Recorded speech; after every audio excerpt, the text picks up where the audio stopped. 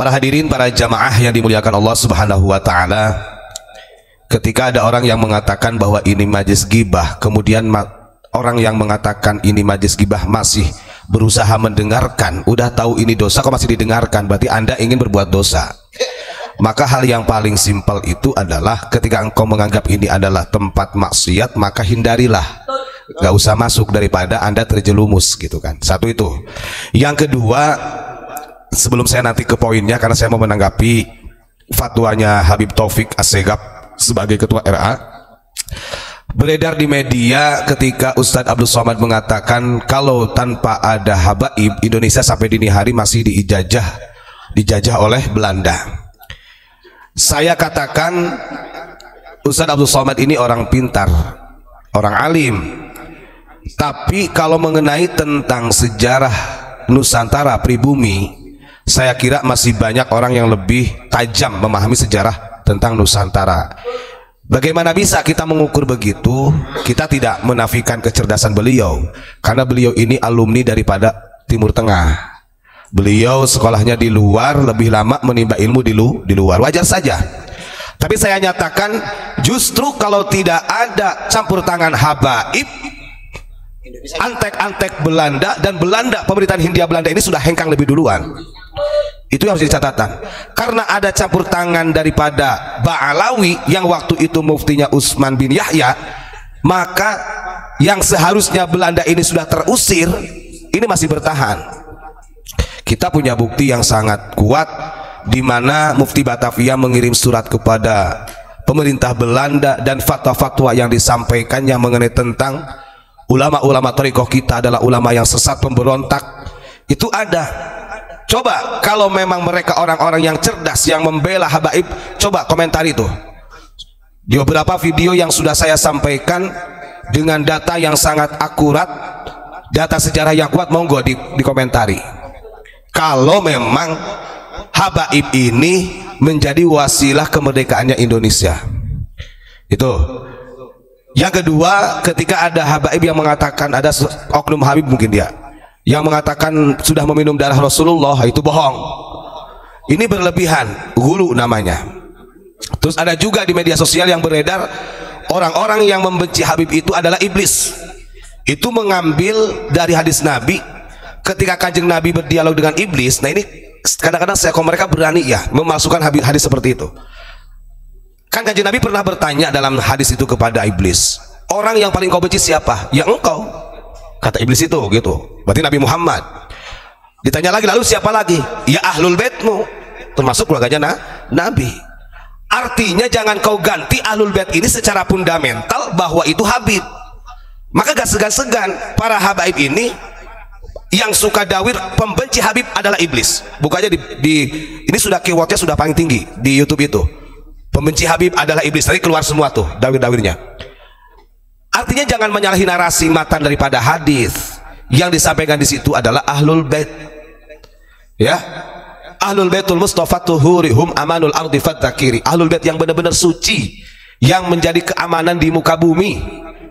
Nah kalau para habaib boro-boro memberi keamanan, memberikan kisruh yang ada, ini jejak sejarah nggak akan pernah bisa dihapus. Dari zaman awal mula Sunda Kelapa direbut paksa menjadi Batavia, dari pengkhianatannya Utsman bin Yahya dan orang-orang yang berhubungan langsung dengan Utsman bin Yahya. Begitu. Jadi ini harus kita waspadai. Kemudian kalau ada orang yang mengatakan, loh Gus, sekarang kan para habaib juga NKRI. Masalah NKRI yang digaungkan oleh mereka klan Ba'alawi perlu diteliti lebih baik, perlu dipahami lebih dalam. Kenapa? Tadi siang saya diberi surat.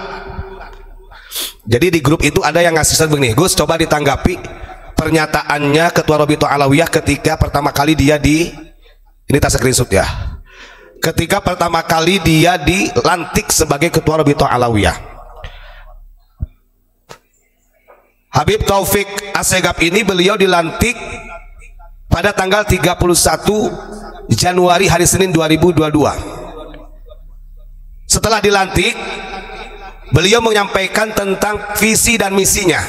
yakni berfokus pada kegiatan dakwah sosial dan pendidikan. Selain daripada itu, jalan dakwah sosial dan pendidikan itu bermuara pada tujuan untuk meningkatkan kesejahteraan dan kemandirian umat. Dan Habib Taufik juga menegaskan dalam rapat plenonya bahwa Rabithah Alawiyah akan berkontribusi nyata tak hanya di NKRI tapi di seluruh negara.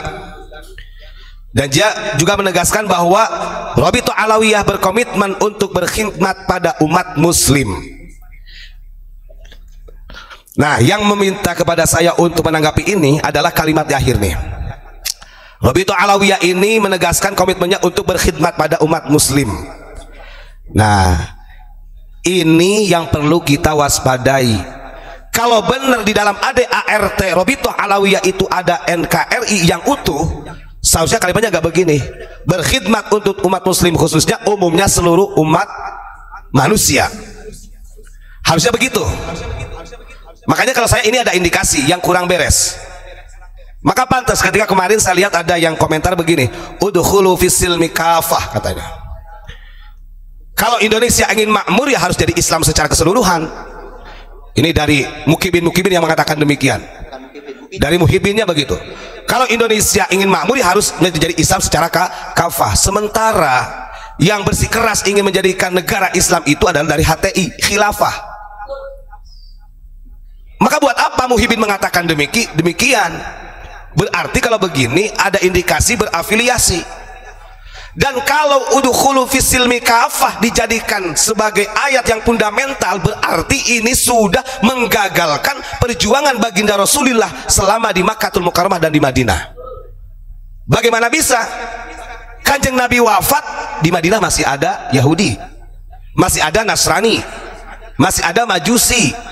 Bahkan beliau ketika diberikan ayat al-yauma akmaltukum dinakum itu, artinya kanjeng Nabi ini tidak memaksakan bahwa Madinah harus menjadi Islam secara kafah. Ini sunnah Nabi loh. Kalau benar-benar mencontoh baginda Rasul harusnya tidak seperti itu.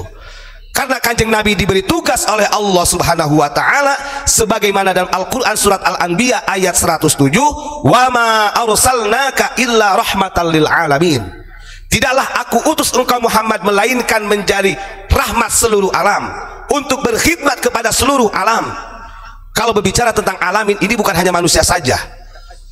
Maka dijelaskan di dalam tafsirnya, al-ayatu ala zahiriha Allah subhanahu arsala nabiyahu Muhammad sallallahu alaihi wasallam rahmatan lil alamin huwa rasulullah ilal jinni wal insi ilal jami' kama qala ta'ala qul ya ayyuhan nasu inni rasulullah ilaikum jami'a.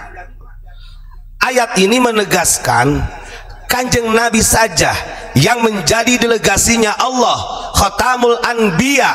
Beliau tidak pernah memaksakan diri Madinah harus menjadi Islam, Makkahul Mukarramah harus menjadi Muslim seluruhnya. Karena kanjeng Nabi di sini menyadari perintah Allah dengan adanya terutusnya baginda Rasul itu untuk rahmatan lil alamin. Al-insan itu umum, bukan Muslim saja, manusia yang mau Katolik ke, mau Yahudi ke, mau Nasrani. Artinya jangan gagal faham ketika menyampaikan ayat ini. Nah, ketika Ketua Rabithah Alawiyah mengatakan kami Rabithah Alawiyah akan berkhidmat untuk umat Muslim saja, ini sangat salah. Itu bukan nilai-nilai daripada Pancasila. Maka keberhasilan kanjeng Nabi yang sering kita sampaikan, beliau ini punya syahadah Madinah, artinya mampu merukunkan, menyatukan umat manusia dengan segala perbedaannya, mau agama, ras, suku, dan bangsa. Kalau begitu berarti melebihi kanjeng Nabi. Yang berfatwa aja belum tentu delegasinya Allah, walaupun mengatakan bahwa yang benci Habib itu iblis. Emang lu yang memberikan hukum itu? Gitu ya. Ini catatan penting. Banyak orang yang bersikeras memahami udkhulu fisilmi kafah ini seakan-akan negara yang daulat subur makmur ini hanya bisa dihasilkan ketika menjadi Muslim secara keseluruhan. Kalau orang berkata demikian, berarti secara tidak langsung telah menolak perjuangan baginda Rasul, telah menggagalkan perjuangan baginda Rasul yang sekian puluh tahun lamanya. Kan begitu. Nah ini kadang-kadang orang-orang di kita ini kurang memahami. Saya katakan mereka-mereka yang berfatwa juga pinter-pinter, belajarnya di Timur Tengah lama, tapi memahami tentang NKRI gak utuh. Nah ini bahaya, harus dilawan ya. Terus kalau kita lihat di dalam syarahnya lagi, di dalam surat Saba ayat 28, wa qala subhanahu ta'ala wa ma arsalnaka illa kafatan linnasi basyiran wa nadhira. Ini tugas-tugas Nabi sebagai delegasinya Allah. Artinya kanjeng Nabi itu diutus untuk seluruh manusia sebagai pembawa kabar gembira dan memberikan peringatan.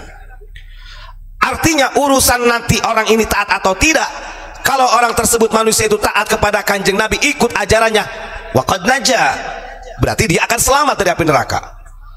Ketika tidak ikut ajaran baginda Rasul, berarti tidak selamat. Tinggal gitu saja. Tapi walaupun demikian, kanjeng Nabi tidak pernah melepaskan yang namanya rahmatan lil alamin. Selalu berkhidmat untuk seluruh umat manusia, khususnya umumnya seluruh alam. Jadi jangan melebihi. Nah ini kenapa saya sampaikan, karena ini disampaikan oleh Habib Taufik ketika dilantik. Makanya kalau saya secara pribadi mau mereka mengatakan NKRI wong organisasi ABI Ahlul Bait Indonesia ini Bapak, mereka itu loh lagu marsnya aja ada cinta tanah airnya. Cuman kita bisa memperhatikan benderanya. Siapa yang berani? Bendera merah putih, di tengahnya ada logonya. Ini merubah. Secara undang-undang nggak boleh harusnya ya. Kenapa kok sampai berani-beraninya bendera merah putih, di tengahnya ada logonya, logo ABI? Berarti ini ada indikasi yang mana mereka sudah berafiliasi dengan pemerintah. Itu saja. Gitu ya. Nah ini pernyataannya nih, saya di screenshot sama di grup tadi. Ini adalah salah satu pernyataan Habib Taufik. Jadi Rabi'ah Alawi ini akan lebih fokus untuk berkhidmat kepada umat muslim. Lalu umat yang lain kemana? Gak boleh hidup di Indonesia. Gitu. Makanya kalau saya mengatakan mau Rabi'ah Alawiyah, mau ABI dan lain organisasi yang lainnya yang mengatasnamakan Islam di Indonesia, ini perlu dipertanyakan. NKRI-nya, nasionalismenya harus dipertanyakan. Jangan sampai nanti kalau kita ini kurang waspada dan pemerintah kurang bergerak dalam hal ini, bahaya. Karena kita diserang secara ideologi dan budaya yang mau mereka rubah, disadari ataupun tidak. Nah itu saja yang saya sampaikan. Saya menanggapi bahwa itu adalah omong kosong. Mau itu mengatakan dia sebagai cucu Nabi kalau dia hanya berkhidmat pada umat muslim saja, lalu umat yang lain dikemanakan? Kanjeng Nabi itu Masya Allah, kalau mereka ingat sejarahnya orang Yahudi Madinah yang buta loh, kanjeng Nabi sampai istiqomah setiap sore memberi makan. Udah tahu-tahu orang Yahudi ini benci sama Nabi Muhammad, masih diberi makan. Bahkan sampai wafatnya kanjeng Nabi ini diteruskan oleh para sahabat. Kan begitu. Artinya kanjeng Nabi punya khidmat yang sangat luar biasa. Khidmat itu apa sih artinya? Melayani. Dan melayani ini maknanya luas. Melayani keluarga, termasuk sahabat, tetangga, dan seluruh umat manusia. Itu khidmat namanya.